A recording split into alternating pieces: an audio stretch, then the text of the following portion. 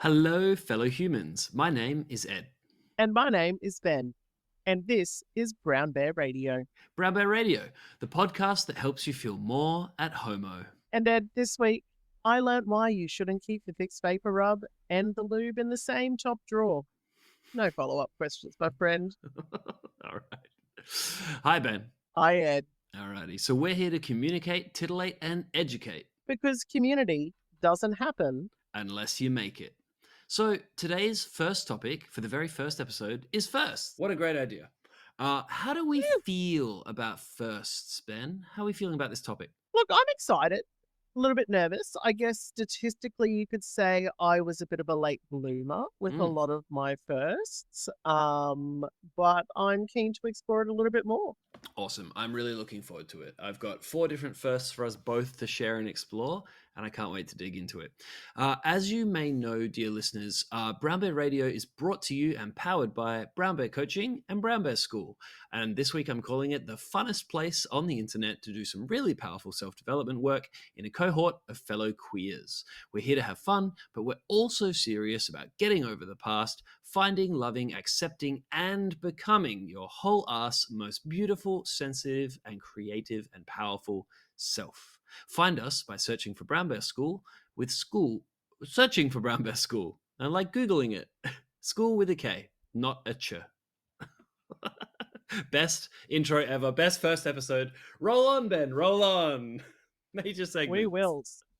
So, what we've got is I've got a list of some remarkable people, places, and events that link to this topic of first. So I've looked through my own personal history for this first one, and it was my first gay crush was a little actor called Russell Tovey, and I remember watching him in Doctor Who. And when I found out he was gay, it was absolutely brilliant for a little young gay Ben. He caused a bit of a stir, though, recently at the Milan Fashion Week while wearing some, let us say, well-cut and incredibly flattering pants. I highly recommend a Google or a bit of an Insta store if you want to see and know a little bit more. Excellent. Russell Tovey. Russell Tovey fans, check out the pants if you haven't already. If you like men in pants, Google Russell Tovey. Milan Fashion Week. Yes. Do it. You will not regret it. Also, the first gay leather bar in the United States was called the Gold Coast, and it opened up in Chicago in 1958. Wow, 1958. That is ages ago. Yeah, I had no idea. Wow. And finally, the first, what they're calling, and I would like a definition of what this is the first passionate gay male kiss in US primetime was between Jack and Ethan on Dawson's Creek in the episode True Love. Wow. So I checked this out, right, because you told me about this before the episode. Yeah. And it is an awesome scene. It is well done. I'm very impressed that they did it that maturely and appropriately in 2000. I thought it was wonderful. It's not straightforward. There is the drama. The drama is somewhat unrealistic, but that's how we love our soap operas and our bloody Dawson's Creek and what have you. Would it be Dawson's Creek without that drama there, Ed? Right. I have to confess that I'm not a watcher of Dawson's Creek, but I know that everybody freaking loved it. I did watch a lot of the OC, but that came after Dawson's Creek. Yeah. I think it did, yes. Are you a big fan, Dawson's Creek? Look, I watched snippets. I was a charmed. Of course you were. I was a charmed. I know. I'm glad you're sitting down because the shock would have planted you. So no, I was a charm. So I actually didn't get to do much of the Dawson's Creek either. I was probably that generation, just that like 4 years too young. Right, because I was 11 in 2000. Yeah, I think we were both. I'm 36. Yeah. How old are you today? Yeah, 37. Yeah. We were 4 or 5 years too young, but a show is still fresh after 4 or 5 years. That's it. So I do know another bonus fun fact, though, that the first couple to be shown in bed together were the Flintstones, Fred and Wilma. But that's a hetero couple. I know. That was the first like hetero married couple to be seen waking up in bed together. And animated, good. I found that. Yeah, animated. Yeah, they eased us in slowly. Was that before 1958 or after? Sure. I just saw it when I was trying to find these You facts. don't know. You don't know. That's a fun fact. So we'll never know if the men at the first gay leather bar in the United States, called the Gold Coast in Chicago, had or had not seen Fred and Wilma in bed for the first time ever. We will never know. So many Or you firsts. could go Google it yourself. Excellent. There we go. Thank you, Ben. A wonderful and remarkable problem. list of people, places, and events. Well done. Thank you. Consummate research. A wonderful podcast. 11 out of 10. So, are you ready to get personal? Yes, let's do it. All right, wonderful. So, on the topic of firsts, I was wondering if you would like to explore with me our first kiss of any gender, first gay bar experience, first full-on gay sex experience, and your first coming out. Done. Let's do it. No objections to any of these? None of these are... No objections to any of these. Excellent. That's what I like to hear. And so we'll bounce back and forth. I'll ask you then if you would please kindly ask me in return, and we'll see where we go. Ben Dover, if you will. I made that up on the fly. Ha, I'm so funny. Love that. I've never heard that as a joke ever in my life. No. So Ben Dover, when was your first kiss, and who was it with, and how did it go? It was quite interesting, probably quite similar to, I'd say, a lot of people who grew up in Aussie schools in the 2000s and the 90s. It was at a high school dance. Oh, high school dance. What year? I would have been in year 9. Oh, yep. Precious. So 13 turning 14. 13 turning 14. It was a school dance. Now, I went to an all-boys school, so it was the the girls had to come to the school for the dance, and it was like in the school hall, and it was dark, and I have a very clear recollection of one of the older senior boys. He was carrying around a police badge, and he was the makeout police, and if he approached you, you had 3 seconds. Wow. And I was like, no, be gone with you and your fake badge. But that was one of that night was when I had my first kiss. And I do remember it, well, A, feeling very wet, and B, didn't feel much. Okay. So it was kind of numb. But then I remember when I had my first gay kiss, it felt electric. It felt like, it kind of felt right. You kind of went, like you get that that butterflies in your belly feeling. And you're like, this is the shit I like. This doth be good. Cute. This ended really cute. Yeah. When was your first gay kiss? Oh, that would have been much, much older. So 72. That was 72. No. That was when I moved overseas and I was living in Europe. Okay. That happened for the first time. Mid-20s? And mid-20s. Cool. Probably would have been in my first gay bar experience. Hooray. But wow. I won't tell you about that. Well, you will shortly. You told us about yours. Hang on. I will. We just got to go a bit deeper, Ben. We got to go a bit deeper. You know, I'm the deep guy. Okay, let's do it. Let's go deeper. So you felt very little when kissing this girl. You didn't feel alarmed or repulsed or... I think for me, it was probably confirming a bias I already knew. Yeah. I'd already had the moments where I'd caught myself checking out other guys and repressed it and didn't want to think about it or go into it much more.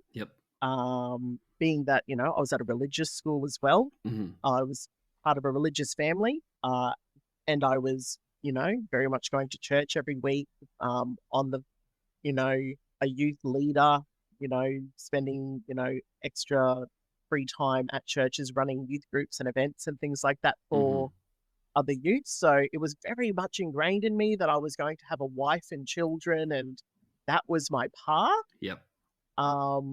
But I had also had those inklings where I'm like, oh, man, that's some good shit. I'm with you. So at the point of the kiss, were you afraid that if I don't like this, I'm definitely a faggot? Or were you already like, I'm already a faggot, I'll just repress this some more? I was definitely doing the putting it in a box and just shoving it down a little bit. And then helps. I think, it helped.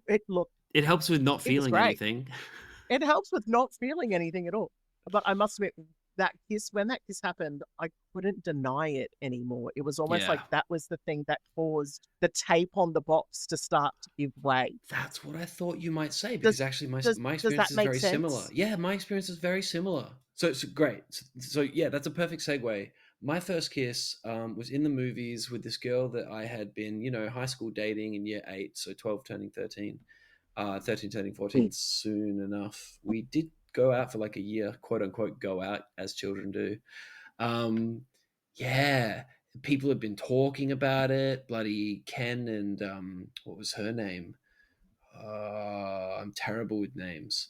Forgot her name. Let's call her Susan. They had apparently made out for like half an hour, didn't even see the movie, and it was so great. And everyone was talking about it, and Ken was such a good kisser. And I was like, fuck, fuck, fuck, fuck, fuck, fuck, fuck, fuck, fuck, fuck, fuck, fuck, fuck. Because I was like, if I don't kiss her, I'm a fag. If I do kiss her and it's shit and I don't like it, I'm a fucking fag. And I was trying desperately to psych myself up, and it was a not Ben Stiller. Who's the other guy in Zoolander? Owen Total. Wilson? Yes, Owen Wilson. It was an Owen Wilson, but some other movie about surfing or being an Indian man. I think it was a Master of Disguise. Oh, maybe. Yeah, yeah, yeah. Is that Owen Wilson? Yeah, possibly. I can't watch it anymore. I never tried to watch it again. I was feeling absolutely sick as I sat next to her, like holding her hand, and I just knew in the pit of my stomach, I was like, "Fuck, I really don't want to do this," and that's because I'm a fucking fag. And it was really not a good experience at all. And I leaned over and I kissed her, and our teeth collided. Oh no. Yeah, and it was terrible. And then she laughed and giggled, and then like tried again, and we did it for like 10 seconds. And then I stopped, and we didn't do it anymore. And I just sat there and felt sick for like another hour. Oh, eh. Yeah, it was really awful. I really did not enjoy that at all. And so then when the movie finished and you had to like part ways, and like, did you have to see them again at school or social events Yeah, or yeah. We broke up maybe 2, 3 months later. She wasn't satisfied for some reason. imagine? Can't imagine. Can't understand it. Yeah, it doesn't make sense to me. I was so fulfilling. But it made me think. As we were telling you, I went to an all boys school and we had to ship in the girls for the dance. The opposite equivalent for us is that you make the boys or the straight boys dance with each other. Can you imagine that? And then you come around with your bloody kiss police badge, and you're like, all The right, make out if boys match. you two don't make out, you're losers or whatever. But it's all like heterosexual guys, and the occasional gay guys like, come on, Gary, come on, you Yeah. might like Yeah, it. no. Do you know what would happen in that scenario? Is the gay guy would be the one on the wall that no one's dancing with because they're like, he's going to enjoy it. Right. No, It's scary. Yeah. I could just totally see where that's what would happen. Ugh. Not to segue too much, but me and Alex, my partner of 11 years, were talking this morning about English rugby team lads and how they are the ones that take like this straight guy homoerotic play to the absolute extremes. I don't know if you've seen that They kind of thing online. do. Yeah. Yeah. I think a lot of gay men are aware of this, because if you've ever had a crush on like a high school straight guy or something, that lingers with you. And also as gay men, like we like men. So some of those men, a lot of them actually are straight, because there's a lot of straight men and there's a lot of them to like. So then these rugby lads start like Right. joking and pretending about touching each other's butts and willies and all sorts, and it's very, very confusing. Yeah, we started talking about that recently, and that is why I brought it up. No, but it is. But you know what? It is so true though, because like, yeah, it's that lad culture Yeah, where yeah. it's like It's it's not gay, it's okay, but ladsy. then Yeah. that's it. I just lads, lads, lads. And then me, you, and None of Alex, that. like, holy shit, why is my heart pounding? Fuck. Yeah, and I'm going, oh no, Are oh, we still no, playing? I'm feeling a lot of feelings. right now. All right. My first kiss with a guy. Oh my God. I don't know. I must confess that I'm not big on kissing. It does please me. I love doing it with my partner a little bit. But I don't kiss strangers. Me and Alex have a happy, ethical, non-monogamous agreement. And if I play with other guys, I don't want to kiss them at all. And then you get those guys on Yeah. Grindr. Maybe you're one of them, Ben. Maybe you, dear listener, are one of them. And you're thinking, I can't do anything with a man without kissing him. And that's my favorite bit. Well, I'm sorry. I'm not wired that way. I don't love kissing. And so I don't remember my first kiss with a guy, and I don't fucking care. Fair enough. Thanks for listening. Not a problem. I do remember I'm kissing here my for your first TED boyfriend. talk. Thank you. I do remember kissing my first boyfriend, and it was very, very nice. First gay bar experience, Ben. First gay bar experience. So as I was like saying before, it would have been when I obviously grew up in Australia. I grew up here in Brisbane. Australia. I knew G'day, Australia. Ben. G'day. G'day, Ed. G'day, fella. And look, there was a couple of gay bars in my hometown. Gay bars. I knew, gay bars. I want to take you to a gay bar. Gay bar. I love that song. Great song. Electric Six. Yes. Oh, so good. But I knew of them, but back then, I was a bit of a teetotaler, did not drink, so there was no point me going because I didn't drink. I wasn't into the scene per se. I wasn't out to family, so I was terrified I'd bump into someone coming out of one of those places that would know me. So my first experience was much later on, probably late 20s. I'm probably hitting 28. And I would have gone to a gay bar in London, and I remember it being a smaller, like just a gay friendly bar. Yep. So it had the rainbow flags along it, but it wasn't like, GAY or one of the big ones that were around. And it was quite a pleasant experience to walk in and go, if I get caught looking at a guy or, doing the elevator look or checking someone out, that I didn't have to edit myself. Yeah. To or be like super hyper aware. And it was just that really hammered home the training I had done internally to be that hyper vigilant in spaces. Because when I first graduated, I moved to a regional town, and people would, go out on a Friday, Saturday night, and if you were caught looking at a guy and they were drunk, they, thought, oh, I'm not a fag, I'm not a faggot, and you could potentially get beaten up. So there was that element of, making sure that you were aware and you didn't put yourself into unsafe situations. So having had that, and then going to, this big smoke, massive town of London where I'm in this bar where it's okay to be you for the first time, I was like, it was beautiful and overwhelming at the same time, because I'm like, I don't know what to do. Yeah. Like, this is... You couldn't function, and then I had a guy speak to me, and to this day, I still do this, and it's hilarious. If a guy speaks to me at a bar and I find you attractive, I cannot control the fact that I will go bright red and I'll start to sweat profusely.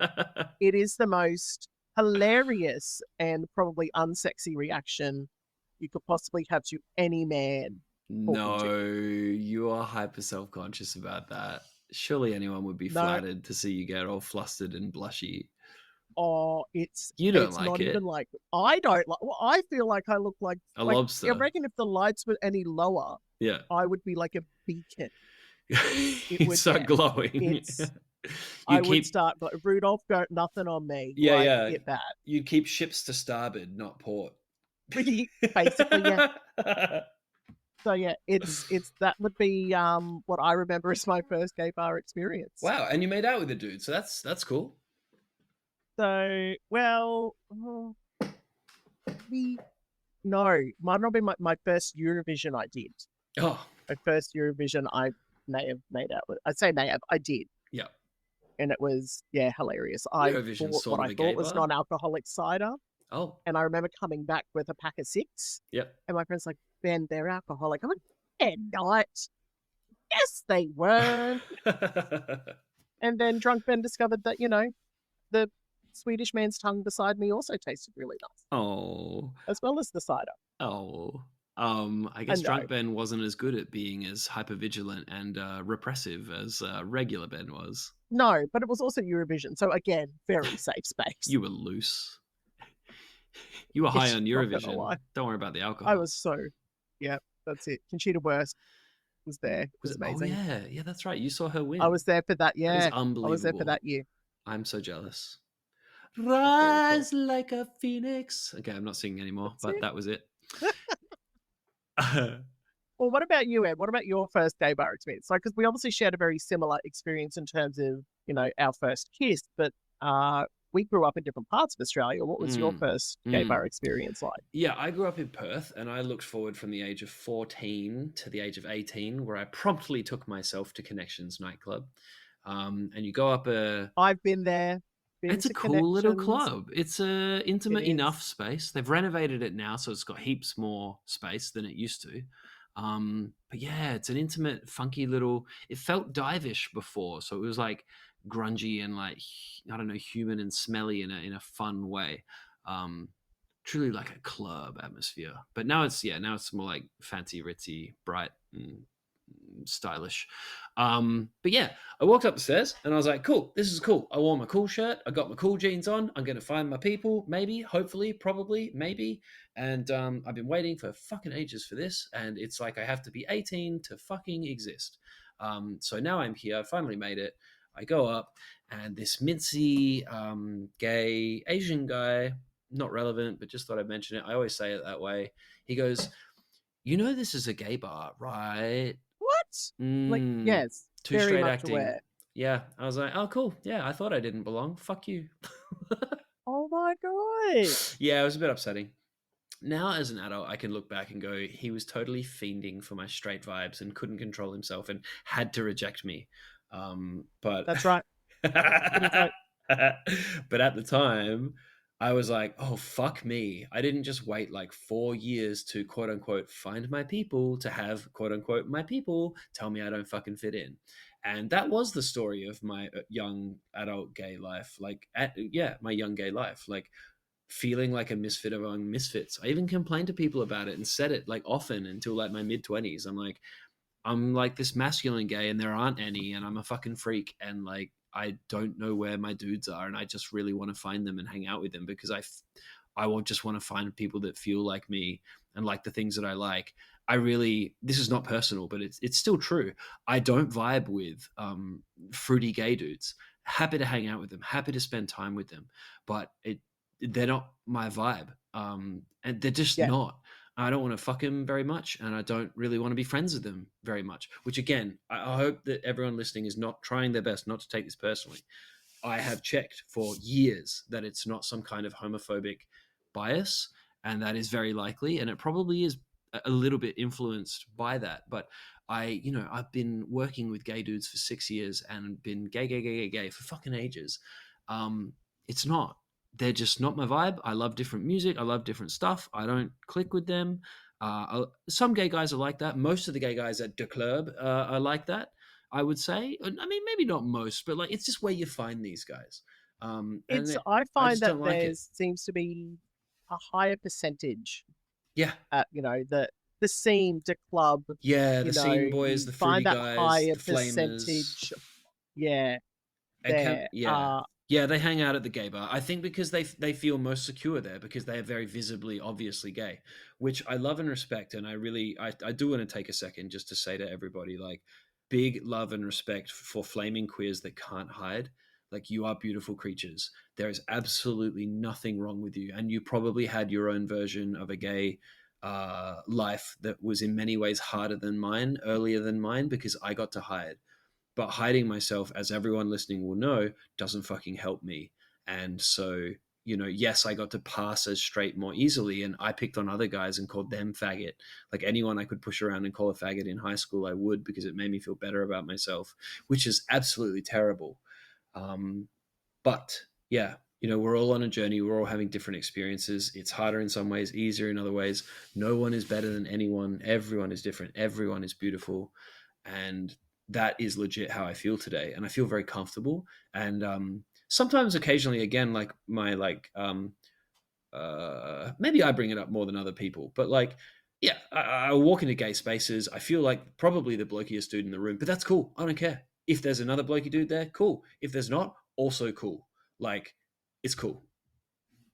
That's it. You've claimed it, and you know who you are. You know who Ed is, and you know what Ed likes. But I mean, And I don't like, I am a big believer in variety is the spice of life. If we were all the same, everything would be incredibly boring. Yep. But like, I can fully appreciate exactly what you've said. Like, there are just some people in this world that you don't vibe with. Yeah. You're not going to get along with everyone. It's not personal. It's just not your vibe. And that is completely cool and fine. That being said. And it's the same for people who are straight. You know, they've got people that they don't vibe with. Yeah.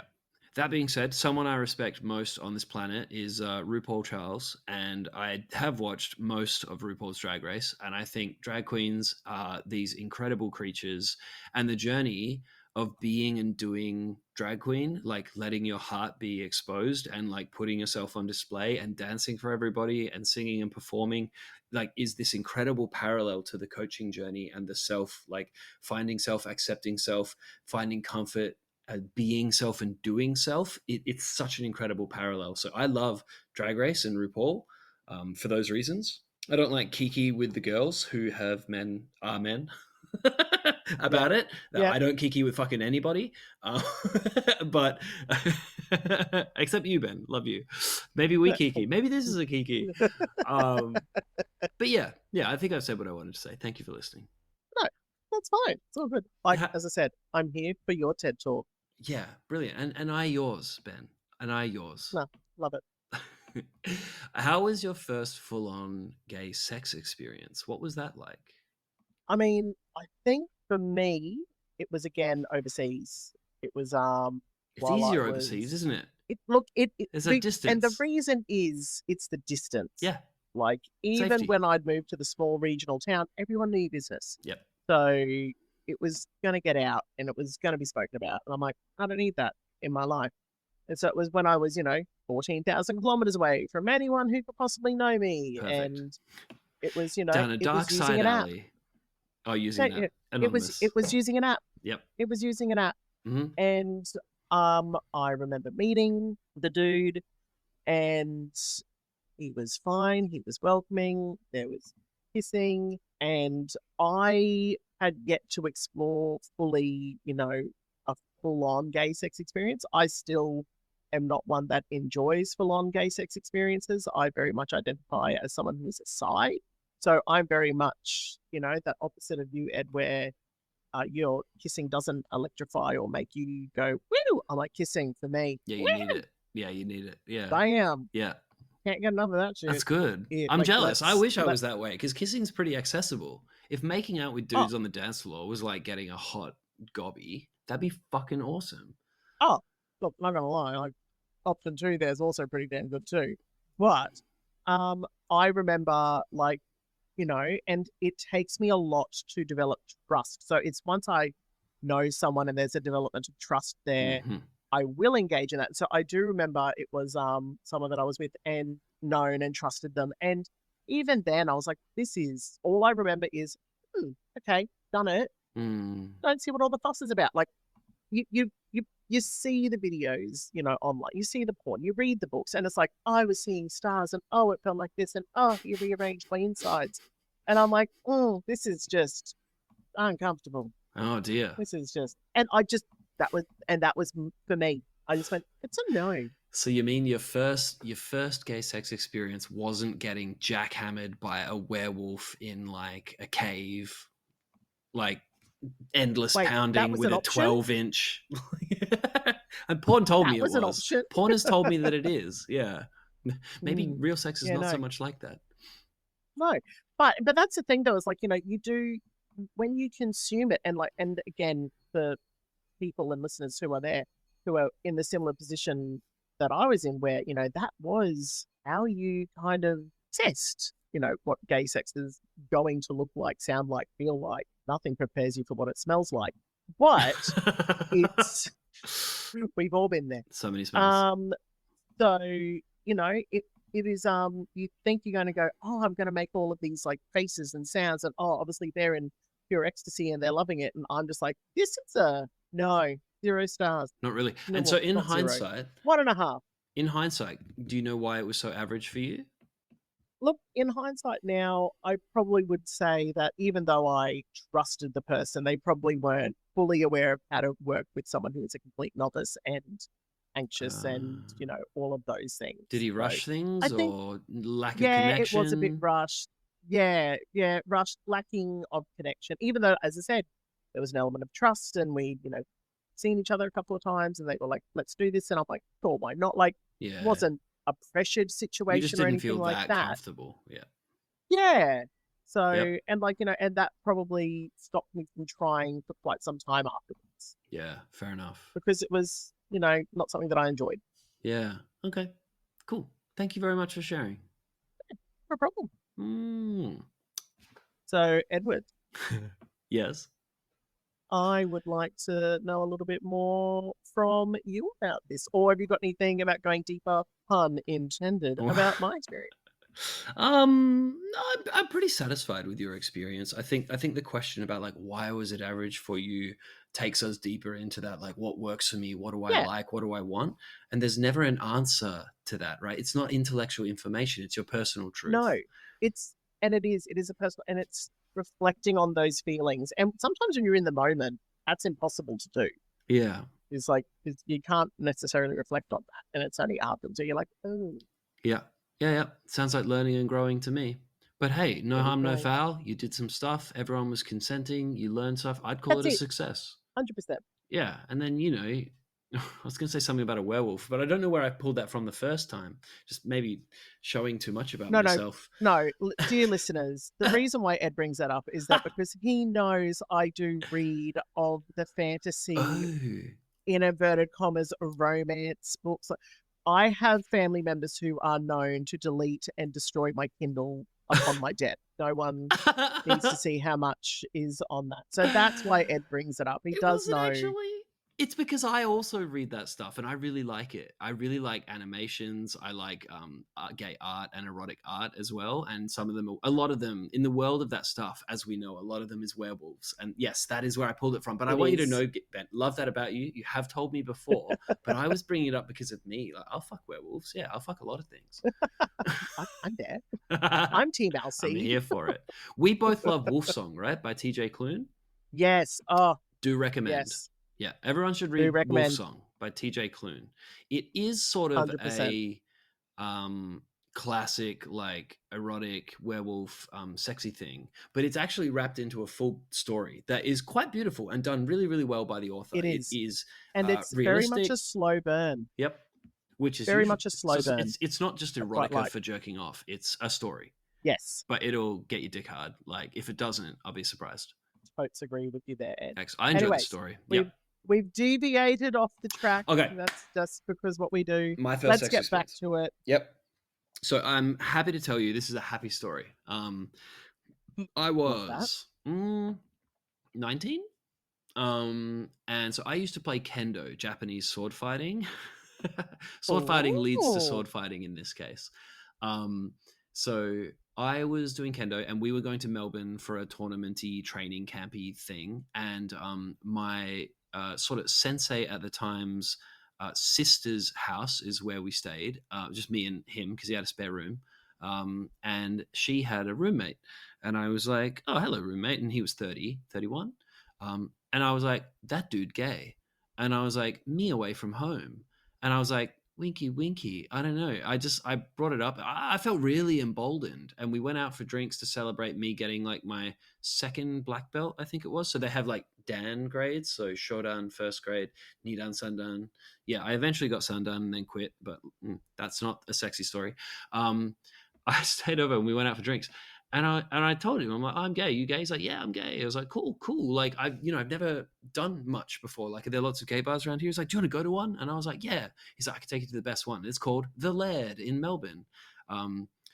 Yeah. So actually, this was before Connie's. I totally lied. Anyway, that was a good story that I thought was my first experience. Oh my God. I'm like reliving my life through my own brain. You know how we can't recollect history very well? I'm doing that. Yep. my memory famously flawed. Anyway, we go to the Laird and I was like, oh shit, this place is cool. They were having an erotic art competition. 3 big ticks from me. It's a very blokey venue. It's probably the blokiest venue in Australia. Yep. And I was like, oh shit, like, wow. It's like about cowboys and being a fucking man. That being said, listeners will know it's not always terribly blokey, and it's quite a gay bar as well. It is a men-only venue. That has a state exemption to disallow women. But if you identify as a man, no matter who you are, if you identify as a man, you can come in. So that's great. Yes. Yeah, and we made out, and there was like little gas fires, and I remember one of the walls had water flowing down it. I was like, what the fuck? He's like, yeah, it's a urinal. I was like, no way. So I had like my mind blown multiple times. There was a urinal in the middle of a walkway, as far as I remember it, which could be flawed because it's not there today. They've changed it. Yeah, it was just awesome. And no one else was there. So we did the art competition. Then we got a couple of beers. Then we went around the back, and I jumped up on a high table, a bar. But it was like there's no taps behind the bar. It's just a bar shelf. And I was sat on that, and he sidled up between my legs, and we started making out, and it was fun, and we talked, and we were enjoying it. Went back to his place. I was like, I'm coming to your bed, right? He's like, absolutely. And I was like, great. Got naked. It was all very pleasing to me, and it all went quite easily. So we did the initial stuff, and then I was like, I kept like just looking at him and smiling. He's like, I love your grin. And I was like, oh, am I grinning? He's like, yeah, you haven't stopped. And I was like, I'm having fun. He's like, I can tell. I was like, great. He goes, you want to fuck me, don't you? And I was like, oh, yeah, I do. And I hadn't thought about it. I just realized that I did. He realized sort of before I did. And he's like, okay, cool. I've got some condoms and stuff like here, whack this on. We can try this. I don't do it a lot, or I'm not ready, but like, we'll do it anyway. He wanted to make it happen. I didn't know anything about douching or his readiness or desire to bottom that night. I just knew I wanted to top. Tonight was my night. And, wow. Yeah, we got there. We got it in. He liked it, but not that much. But I fucking loved it. I was like, this is it. I've done my thing. Like, this is the thing that I needed to do to accept myself as a man. And I did. I felt like a man. And it was fucking great. And I remember him being quite manly. He was like 30. He told me later, because we texted for a while, he's like, I really had so much fun. I felt so remote. Like, he questioned, because he knew I was just 18, and he told his friends, and they're like, cradle snatcher or whatever. And he's like, no, but we had a great time. Like, it felt very equal, no power imbalance, no coercion, not even a hint of it. And it was great. And I fucked a man, and it was awesome. And I realized how much fun I had, and that smile lasted with me for days. That's amazing. It was great. Yeah, it was a cool dude. It was fun. A great memory. Which just is gonna lovely. let Ed have a minute. He's just gonna have a minute as he, as he said, famously flawed memory. He's just gonna go down memory lane there for a moment. It's all good. Yeah, it was fun. Oh, he was a chef too. So in the morning, he finely diced red onion on top of avocado on toast, and I was like, oh my god, you're the best. And I realized that day, I was like, I need to have a partner that can cook. Like, this is awesome. You were just learning everything about yourself on this trip. It was a nice time. That is great. Look, it's better than a glass of water in an Uber, getting your smashed avo with finely diced onion. Oh, absolutely, yes. Yeah. Or, a Mount Franklin or a bloody Coolridge water bottle. There's you sip it on your way home. I've already ordered the Uber. Yeah. Oh, dear. Yeah, great experience. Thanks for asking. So, Ben, how was your first coming out? Oh, well, so it was an interesting experience. So I finished high school, I was in university, and I was in my third year, and we were doing a counselling subject. And as part of the counselling subject, you had to film yourself counselling your peers. Oh, yeah. Which was quite fun.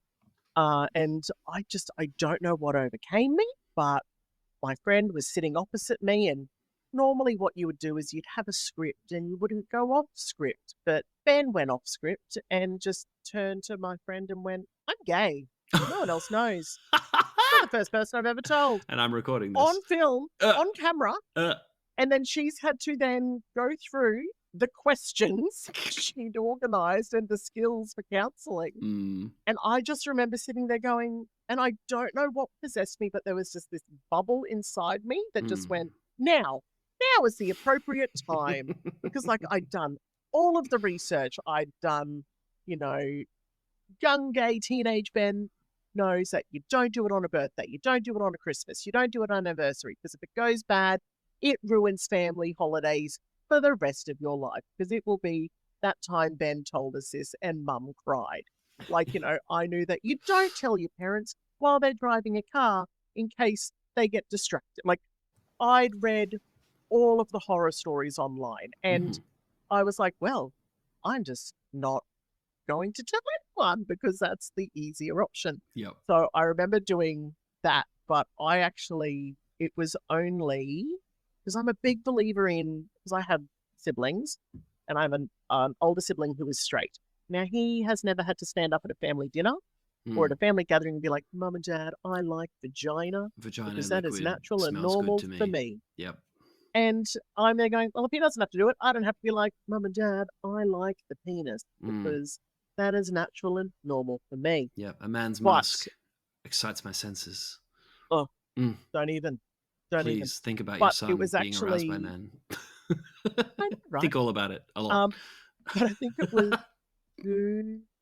no, it would have only been 4 years ago, the first time I said out loud to my parents that I was gay. Ooh, 4 years. Yeah.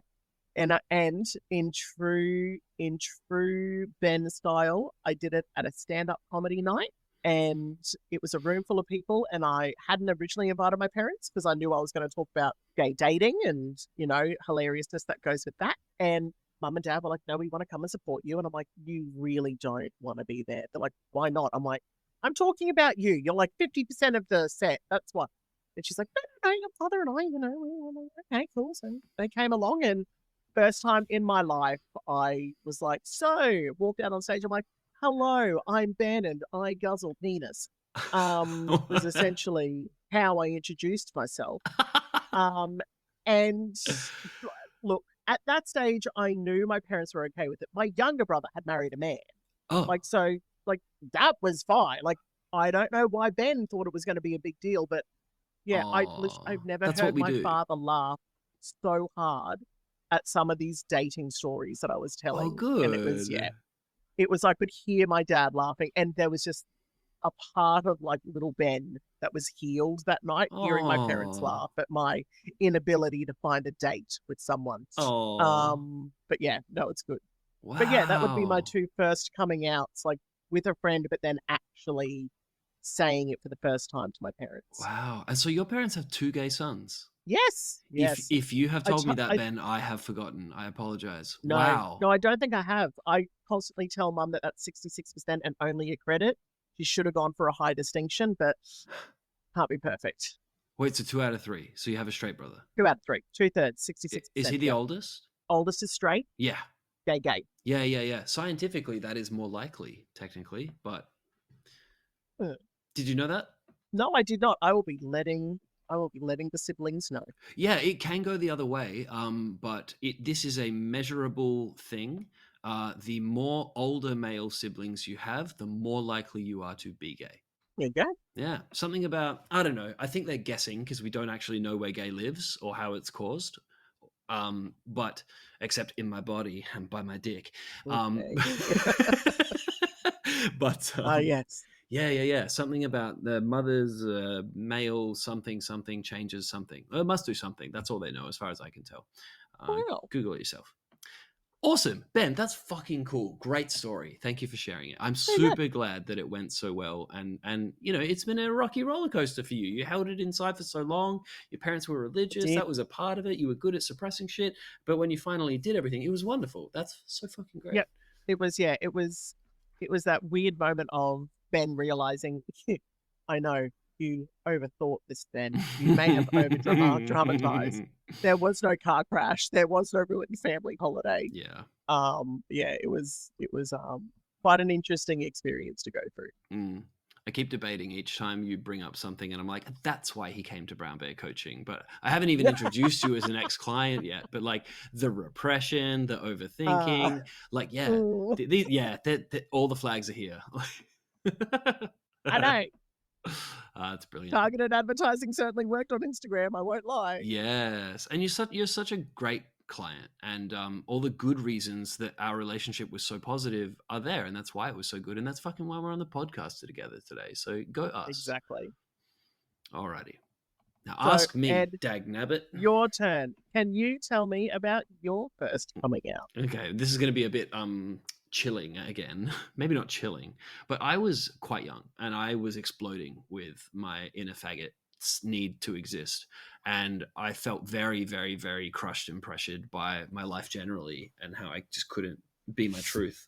And I did Air Force cadets for like 7 years or something. Wow. Yeah. And so in like my third or fourth year, we were on a promotional camp, the first one, where you go from corporal to sergeant. No, that's the second one. You go from leading cadet to corporal. So there's a corporal promotion course. And it goes for 2 weeks, and you go to a real airbase, and there were lessons, and you march around, and you have your lunch you have all your meals in the mess hall where like real military personnel eat their food. It's very cool. I recommend cadets to any child. It's fucking cool as long as they want to go. Wow. But yeah, try to overcome your like fear. It's fucking cool. And we did camping, we did flying, and you just make friends because you hang out with people. It was a lot of weirdos and misfits, but maybe these days I would call that the general population. But we had a great time being weirdos and misfits. It wasn't all good. There were some people I didn't like, and I got a lot of stories about air cadets, but for another time. But on this promotional course, I was ironing my shirt with this other dude who I thought was a lad, and I was like, he's cool. I can tell him, and I want to, and I did. And I was like shaking with adrenaline. And I think him seeing me so Wow. nervous, yeah. And then I said it. He was actually really supportive. He's like, "Oh man, that's big. Like, wow, it's cool. Like, thanks for telling me. It's cool. I don't have a problem with this. Like, as best as a reaction as you can expect a fucking 14-year-old to Yeah. have, yeah. But over the next 2-3 days, I found out that like this was a big deal for him. He started like shaking. Maybe he's gay. I don't know. But like he started shaking. He felt like he Wow. couldn't come to class. He talked to a counselor. He told them what had happened and why he was feeling so shaky and stuff. And like I couldn't talk to him again for like 3 days. I just didn't see him. I made him sick with my coming out or something. Wow. Yeah, he So took it was it really something? intensely. So he took it. Yeah. That like just it shook him. Yeah, it really shook him, which sucks. Unintended consequence. I didn't want that to be true at all. Maybe he is bi or gay or something, but I actually don't know the answer to this. I never saw him again. And that was part of my plan as well, which is kind of Oh. sad. I sort of used him. Like, I didn't care about his feelings. I didn't really think about him. I was like, this Yeah. guy's cool. I can tell him, and this is great for me. So I'm going to do it. Yeah. Kind of interesting, right? Funny twist. That's interesting. And like, the fact that it was, I'm okay with this, there wasn't that aggression or you're not hitting on me or No. whatever. Like it's how, 14-year-olds can be with that.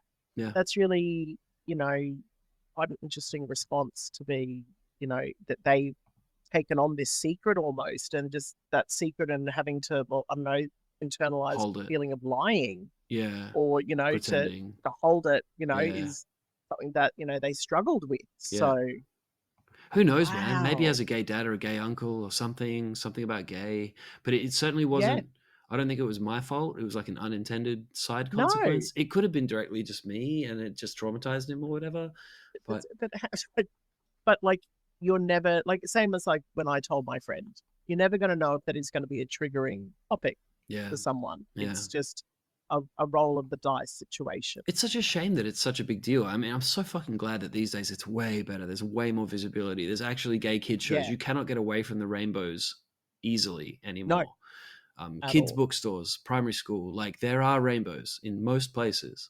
I know the Americans are trying to get rid of, well, not the Americans, the Republican Americans are trying to get rid of them. We're not getting into politics yet on this podcast. But yeah, it's hard to escape rainbows. And fuck Republicans. It is. Sorry. Yeah, there we go. For that non-political message that we're not getting into. All right. Brilliant. Next section before we talk for 3 hours. Ben, cool gay shit. Look, we want to do a segment. Okay. Yep, that is about... Oh, you introduce it. I'll shut up. So we've got some cool gay shit. So what we're going to do in this segment, Ed, is we're going to... Now, it may link to the topic at first. It would link to any of the topics that we cover in future podcasts. But it's also just getting out there some cool gay shit that we want to share with our listeners. Mm-hmm. Just stuff that we know is going on in and around the world. around books, I love it. movies, Yep. music, Yep. that kind of stuff. Because I honestly feel like when I was going through school or listening, I was wanting and craving this kind of material. And is this just going to be sometimes I didn't know where to look. Is this going to be mostly for youngsters? No, it's not just necessarily for youngsters, but it's just like, if you're looking for something new that you might resonate with. Awesome. Let's do it. So I just know that, fuck the topic. Don't include it. Just cool gay shit. I always wanted this to be a topic. Let's do it. I'm going to add my own on the fly. Go. Do it. So a book that I have recently seen. Now, it did steam up our screens quite recently with a movie, but Red, White, and Royal Blue from the year 2019 by Casey McQuiston. If you're looking for, now I'm sorry to say, Ed, there is no werewolf, but there is a lovely romance, and we will throw in Wolf's. That's boring. I know, humans, but we'll throw in another plug there for Wolf Song by TJ Klune. No, don't take my item. Definitely look at that. About it. Okay, I'll let you talk about more. Now, we've also got, in terms of music, we have Ben Platt. He's got some albums and he's got some things dropping on Spotify. He is an out gay man. He is known for his role in Dear Evan Hansen, both stage and screen. So have a listen to some of his music. It's got some wonderful topics there, particularly talking about, like, the hookup culture with, can I get your number or what's your address and things like that. He's got some really cool music that really links to experiences that most of us may have shared. It's explicitly gay. And he is, well, as far as I'm aware, he's explicitly gay. Yeah. So Maybe basically, but as far as I'm aware. It's like he sings his songs as himself, and if you know he's gay, then you know. And if you don't know, then maybe you'll figure it out. But he's not saying, I sucked a dick. He's saying, like, sometimes you're on Grindr and shit happens. I don't know, not Grindr, but not quite. I swore I'd stop singing. And then finally, we've got October is the LGBT History Month as well. So what are we doing with that? If you're looking, it's cool to have a month, but what are we doing with that? Well, look, you know what? I ask myself that kind of question, and I like to use this month it makes it easier to find people who are, part of the LGBT community in terms of authors, musicians, poets, artists, those kind of things. You can go to websites. There's lots of museums that will show artwork or will have information about important events in gay history. So, there's a lot of stuff in the US that you can do around Stonewall. There's also in San Francisco, you can look up, and there is Harvey Milk and things like that. So in America, that you can deep dive into and experience as well.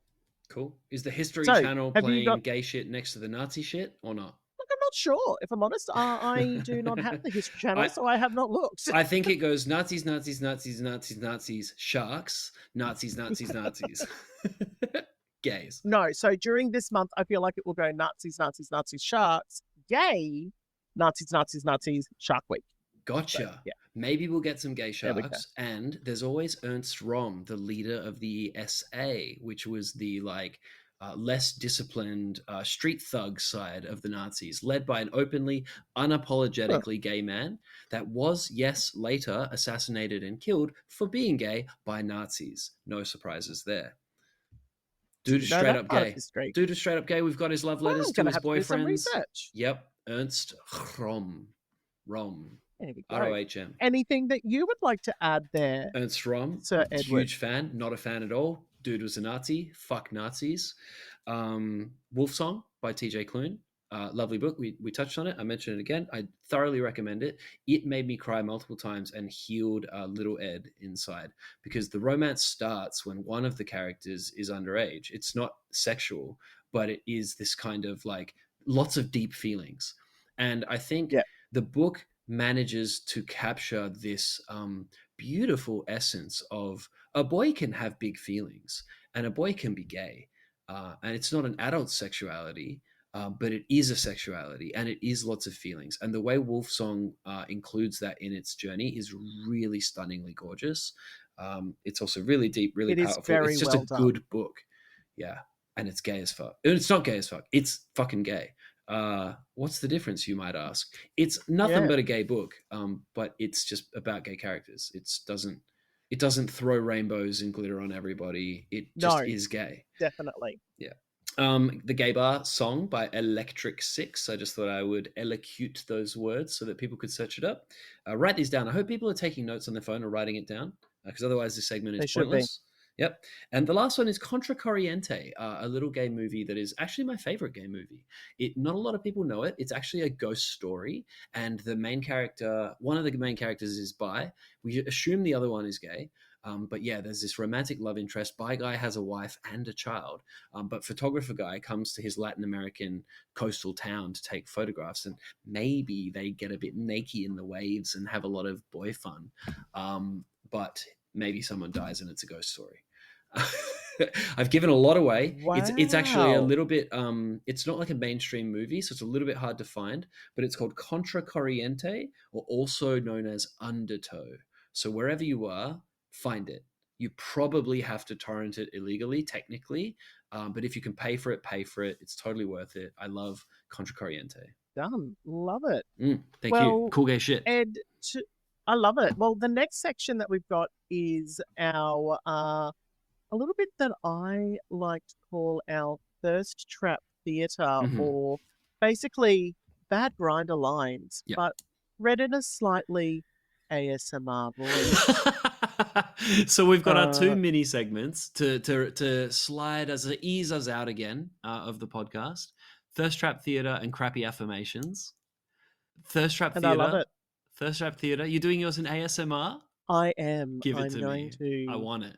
Do mine in Stick it ASMR, in my ears. and this one comes from a Tinder bio that is one of my personal favorites, and it's "I'm swiping left if your name is unknownable. I'm swiping left if your name is unknownable." You know what? I feel like they have a point, if I'm honest.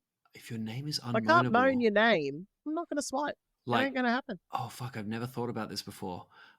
Like, Jared, no. Like, so if your name is like Anushka Gupta Bapriani or something, like, you know, you can't moan that. It's a bit hard to moan. Sorry to explain the joke, but I didn't get it. Yeah, if you can't moan the name, not going swiping left. Okay, gotcha.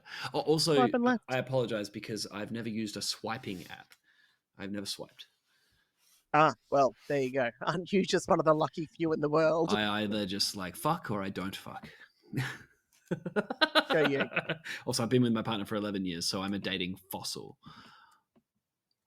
Don't worry, I've been told that I am on the gay shelf, so it's fine. You can be the fossil, I'm on the shelf. That's impolite. Yeah, but you know what? It's okay. I can crochet on the shelf easier. My turn? Do I do one now? Yes, your turn. Yes, thank please you. Go. Hey, Ben, that was really great. I just want to affirm how beautiful and charismatic and popular you are. You're incredible and you're all you need to be. I loved what you just did. It's my fault. I fucked that up. It's okay. You were amazing. You did not. It's fine. My one. Okay. Your one. This one is called Tops Be Like. Tops be like, straight round, get your knickers down. Other guy says, knickers. Crying emoji. Top, wink emoji. Pull him to one side and I'll fuck ya. Other guy, then what? First guy, fill you full of cum and send you on your way. Second guy, damn, but what if I get pregnant? First guy, then you'll be a single parent. Other guy, four skull emojis.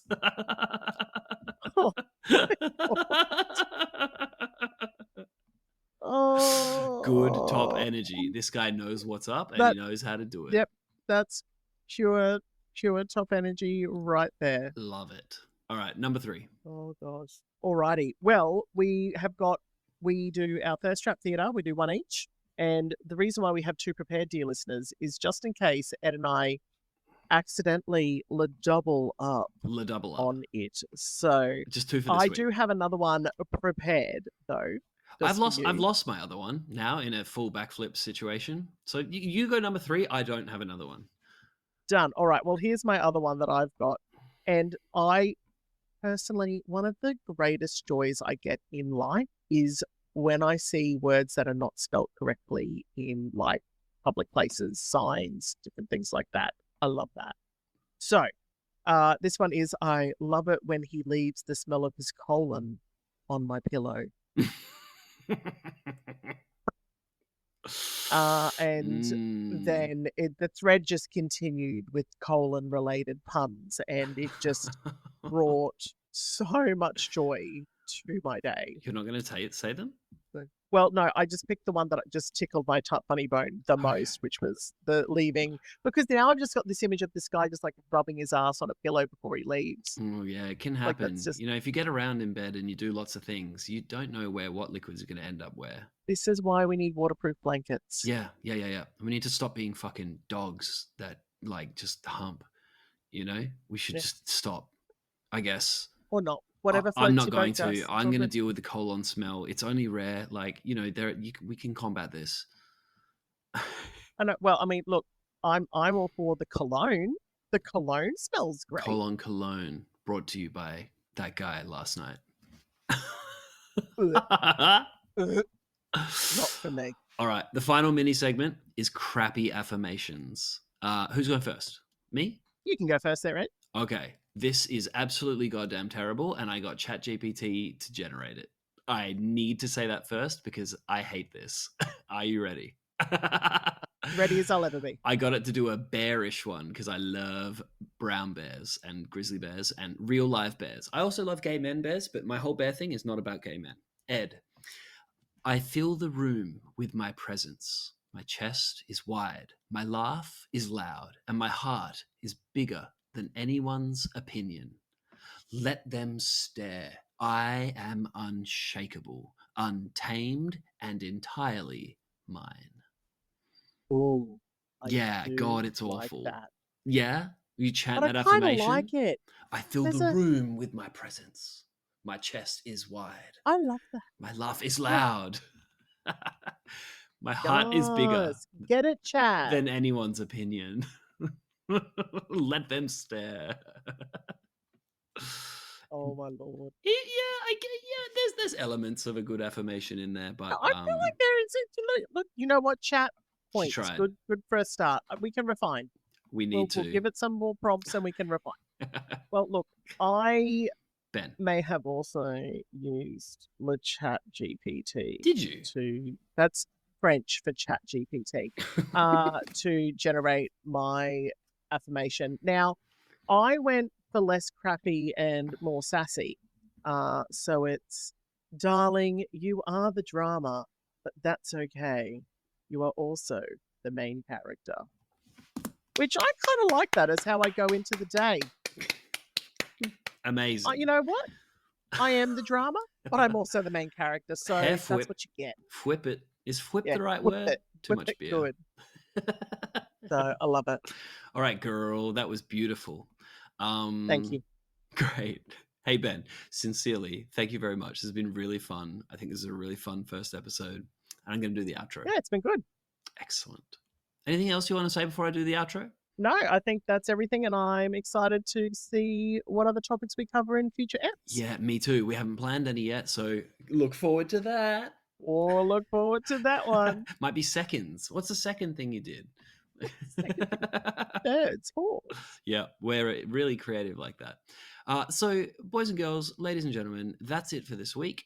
Don't forget to follow me, brought to you by Brown Bear Coaching, at Brown Bear Coaching on Instagram, and search Brown Bear School with a K, not a ch.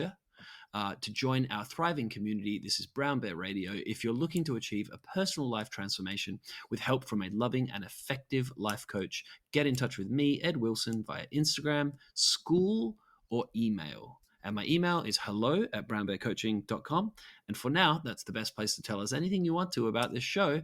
We would love to know more about you. And especially if you're interested in coaching, I would love to know more about you and your situation. Awesome. Well, if you do log on to school, you will get to engage with me a little bit more because I do pop into the sessions and I do post on the discussion boards as well. So please jump online to school. It would be wonderful to engage and meet you all. And as always, don't forget to make good choices. Excellent. Behind the scenes, we call him Big Beautiful Ben. And you can too, if you join us on School with a K, not a ch.